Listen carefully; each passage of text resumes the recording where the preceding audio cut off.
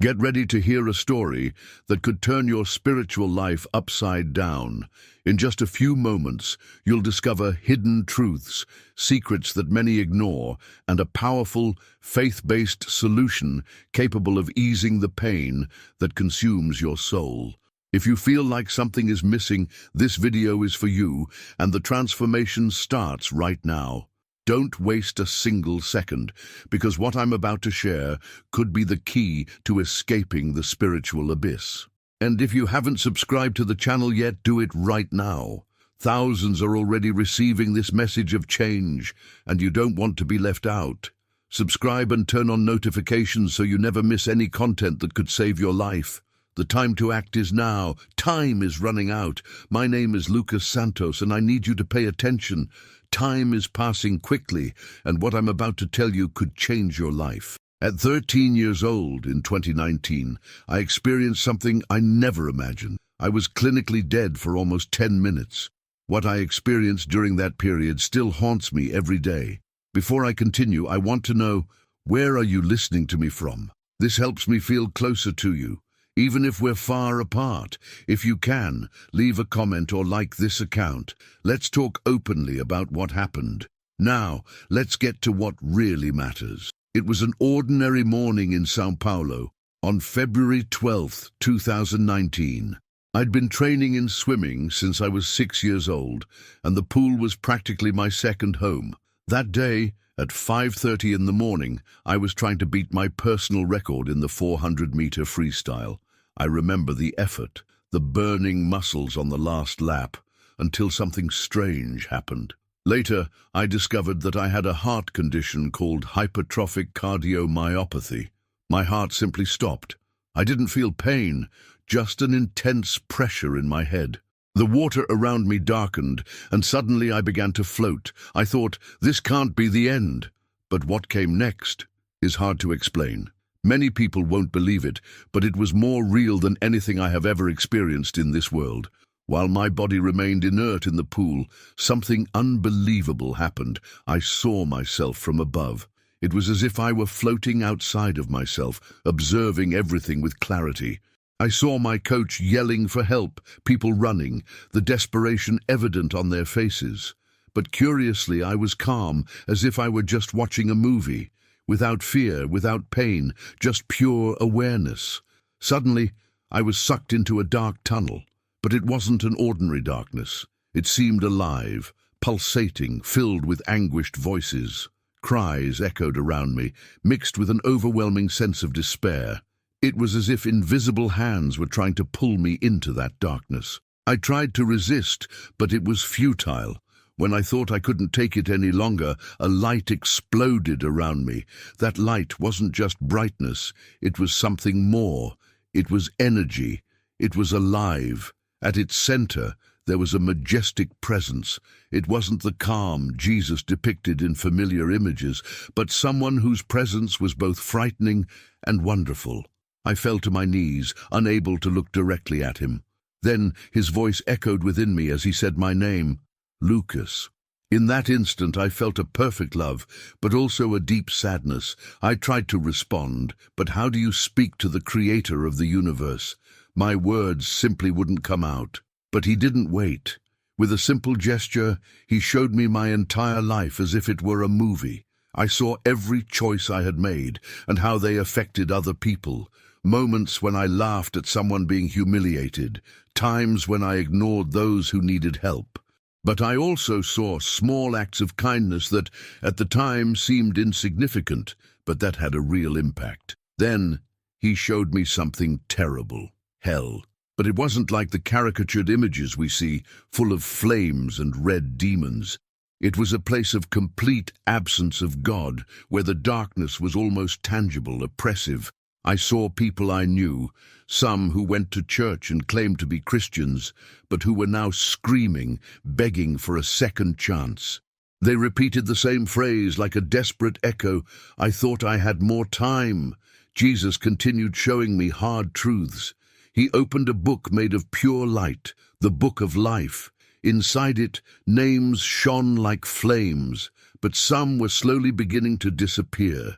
They were people I knew, school friends, neighbors, even people from church. They thought they were saved because they prayed occasionally or attended services, but their hearts were far from God. Then he showed me the current state of the world, but through spiritual eyes. I saw demons spreading lies among the crowds, whispering deceptions that sounded comforting. You have time. God is only love. You're a good person. You don't need to worry. People believed these falsehoods and were walking toward destruction without even realizing it. I saw churches full of people singing praises, yet with hearts distant from God. I saw pastors preaching gentle messages that made people feel good, but never confronting sin. Finally, Jesus showed me the future.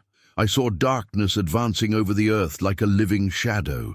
People rejected good and embraced evil, distorting the truth until they could no longer differentiate right from wrong. I saw persecutions against those who remained faithful, while many abandoned their faith as soon as following it began to demand sacrifices.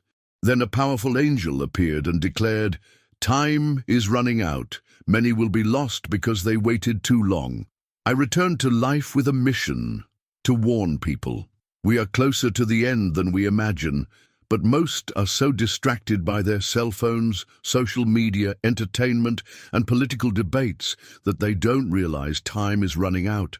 It was then that Jesus showed me something that still makes me tremble today, the moment when the door closes, when it's too late. I saw people waking up to the truth, begging for more time, crying for mercy, but the door was already locked. At that moment, Jesus said to me, "You need to go back and warn them. Time is shorter than you imagine."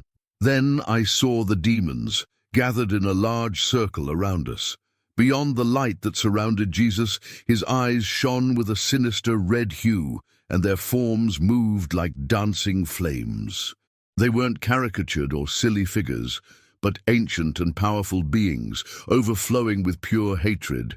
They watched me intently. "Remember their faces," Jesus said. "They watch everyone, waiting for the right moment to whisper lies and lead souls to destruction. Every time someone chooses sin over me, these spirits gain more control over them." Then I heard a cruel laugh, echoing within me and sending chills down my spine.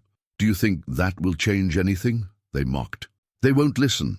They love their sins too much. They will choose us as they always have." But Jesus wasn't finished. He showed me heaven, and no words can describe what I saw. The colors were more vibrant than anything on earth. The music was perfect, superior to any human composition. The joy, the peace, the love, all of it was indescribable. But what impressed me the most was who was there and who wasn't. I saw people I'd never have expected, those who were humiliated and rejected on earth, but who had sincerely given their hearts to Jesus. I also saw empty places where religious leaders should have been. These places were reserved for those who believed that merely attending church or doing good works would be enough for salvation. "The door is narrow," Jesus said, "and few find it. Not because I don't want them, but because they don't want me. At least, not truly. They prefer a God they can control, a salvation that doesn't require transformation." Then Jesus showed me my own heart. I saw my religious pride, my excessive self-reliance, and the negligent way I treated sin. I had created a God in my own image, a God who would allow me to live as I pleased. "That is why you died today," he said, "so that you could see the truth and warn others. Time is running out, Lucas. The enemy has convinced them that they still have time to turn to me, but they don't," Jesus continued. "The door is closing." I felt tears, or whatever those tears were, streaming down my face. In the spiritual realm, I pleaded, "Lord, how can I make them understand?" But he answered, "They will not believe you. Some won't, but some will. Tell them what you saw. Tell them that merely believing in me is not enough. Even the demons believe. Going to church is not enough. Being a good person is not enough," Jesus said. "They must surrender everything to me before it is too late." In the next moment, the light around me began to fade. I screamed, desperate, "Wait, Jesus, I have so many questions." But he answered calmly, "Tell them what you saw. Time is running out. And in the blink of an eye, I was back in the pool, with paramedics frantically working over me. I had been dead for 9 minutes and 36 seconds. The doctors called it a miracle. There was no medical explanation for my heart starting again, or for the absence of brain damage after so long without oxygen. The physical recovery was difficult. 3 days in the ICU, weeks of tests and monitoring. But what was hardest, what consumed me, was the spiritual battle that began the moment I returned. The enemy did not want this message to be shared, and I soon learned that the hard way. The first night at home, I woke up at 3 a.m. The room was so cold, I could see my breath, and there was a presence in the hallway, a shadow denser than the surrounding darkness. The same cruel laughter I had heard in the spiritual realm echoed through the room. "They won't believe you," the voice whispered. "You should stay quiet." Who would listen to a boy? But that was just the beginning. The demons I had seen with Jesus had not forgotten me. Night after night, they returned. Sometimes they just watched me, their red eyes glowing in the darkness. Other times they showed me visions of hell, trying to scare me, wanting me to be silent. They planted doubts in my mind. Maybe it was just a dream. Maybe you imagined it all. Maybe you're going crazy. But I knew what I had experienced was real. More importantly, I knew why they were trying to silence me with such despair. The message Jesus gave me is not just another testimony. It is a final warning for a world that is running out of time. What scares me the most are those who hear, who know I am telling the truth, yet still choose to wait. They say things like, "Oh, I'll dedicate myself to God when I'm older," or "Believing in Jesus should be enough." But they don't understand that tomorrow is not guaranteed. I never expected to die at 13 years old. None of the souls I saw in hell thought their end would come so soon. The spiritual war, in reality, has only intensified.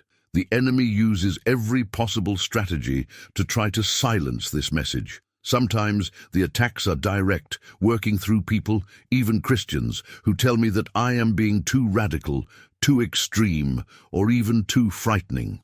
But how can I soften this message when I see clearly what is coming? How can I downplay the urgency when I know the cost of spiritual complacency?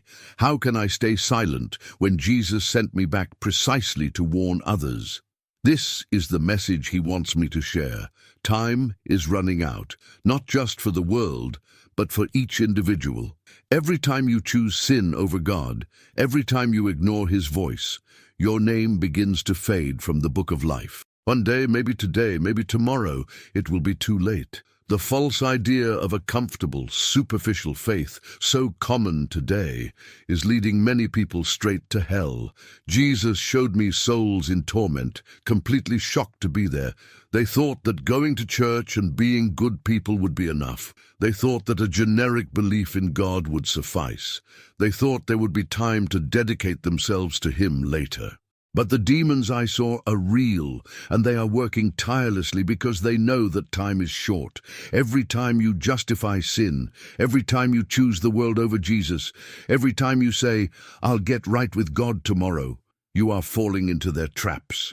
The darkness coming upon the world is already here. Jesus showed me how the spiritual realm intertwines with our physical world.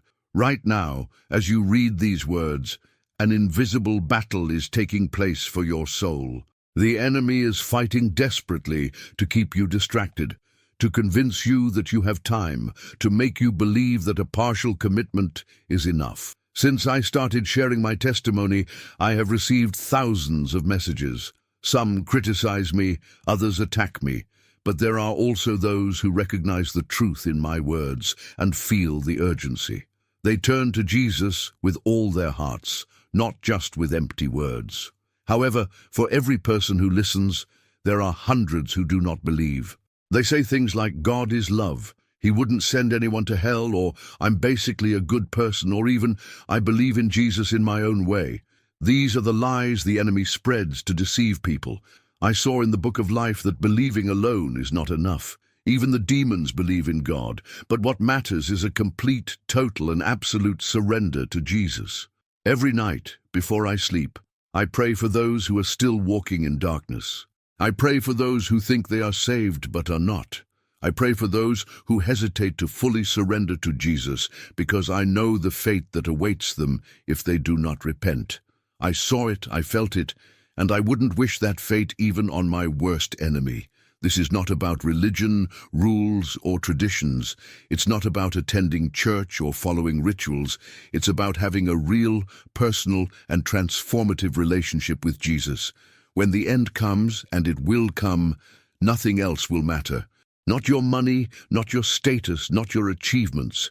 The only thing that will matter is whether you truly knew Jesus and whether he truly knew you. The spiritual attacks continue. Last night, I woke up to find my living room filled with an oppressive demonic presence. The air was heavy with evil, and I could hear their screams echoing, "They won't believe you. You're wasting your time. Give up." But I will not give up. I cannot. Jesus did not bring me back from death to live a normal life. He brought me back to warn others before it is too late. And this is what I want you to understand. Jesus loves you. He loves you so much that he brought me back from death to deliver this message. But he will not force you to choose him. That choice has to be yours, and it must be total. A half-hearted faith is not faith. A partial commitment is not commitment. The time for playing with God is over. The time for comfortable faith is over. The time for trying to keep one foot in the world and one in heaven is over. Jesus showed me that this kind of faith does not save. I crossed over death, I saw heaven, I saw hell, and I also encountered Jesus. I returned with a warning: time is running out, the door is closing, do not wait until it is too late. This is not just my story, it is a call to you. What you do with it is up to you. But remember, I died to bring this message to you. The question now is, will you listen before it's too late? I hope this message has touched your heart. If you've read this far, let me know in the comments. I want to hear your thoughts and how this story has impacted your life. I will keep watching and continue sharing because the words of Jesus are urgent and cannot be ignored. Blessed is the servant whom the Lord finds watching, the Bible says. Share this message with others so that more people can wake up to the truth. Subscribe to the channel for more messages like this, reminding us of spiritual reality and the urgent need to align ourselves with God. Time is running out, and Jesus is calling us to transformation. If you feel deep in your heart that you need to seek God more, don't delay. Don't wait another day. The world is getting more distracted, but the truth is being revealed now. Make your choice today because the door is about to close, and no one knows what tomorrow holds. So have you felt this transformation in your spiritual life? Leave a comment below, sharing your experience or thoughts. Subscribe to the channel and turn on notifications so you won't miss any transformative content. Also, be sure to check out the next recommended video that will appear on your screen. See you soon, and God bless.